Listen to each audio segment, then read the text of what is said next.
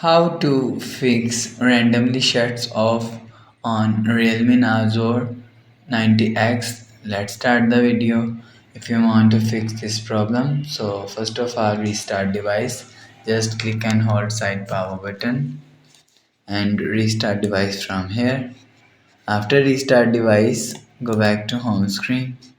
You will see your problem is solved, but if it not solved, go to app library, click on settings app.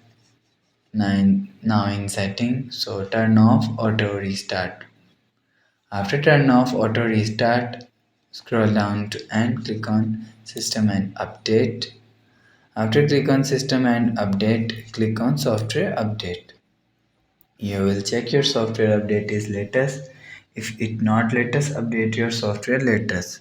After update software latest, go back to home screen.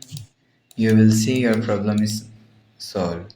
So that's how you can fix randomly shuts off on Realme Narzo 90x.